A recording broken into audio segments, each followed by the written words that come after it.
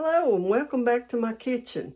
Today I am doing something that is a little bit different.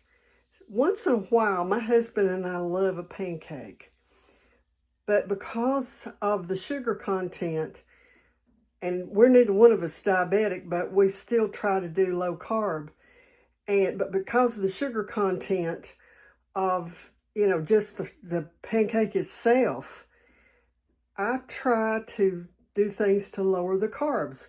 So I'm going to show you today how I do that. I'm starting out here with 4 eggs that I've just lightly beaten like this. And I'm going to add about a half a cup of flour to this. Now that's almost a 1-to-1 ratio of flour to eggs in this mixture. And then I'm going to add just a splash of buttermilk to this. And let's get it whipped up real good so that all of the flour is completely mixed in. I'll show you what it looks like whenever I get to that point. I'll get this mixed in and show you what it looks like. You can see there it's getting to a pretty good consistency like a pancake. Okay, so I've got this all mixed up. Let me show you here what it looks like. You can see that it still has a sort of a pancake consistency, but you can also tell that it's thick with eggs too. And all I'm going to do, my skillet's about hot, put a little bit of that in there, and I'll show you how these fry up.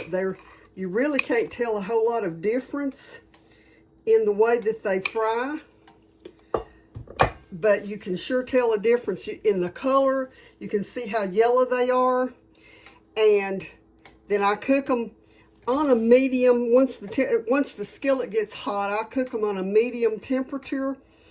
This will make about 4 of the pancakes that are about probably a 5-inch pancake. Now let's see if I can flip this, show you what it looks like. Ooh, I splattered it everywhere, but it did flip. And you can see there it just looks like a regular pancake. Well, I should have plated those up for you and let you see what it was like, to eat a bite. But when you've got people standing in line waiting to eat, it don't always happen that way. So I hope y'all will try this. And especially if you've got somebody in your house that's diabetic, use fresh milled flour. I didn't this time, but at some point I will maybe do a video and show you how I do the fresh milled flour in this. And so until the next time, God bless you.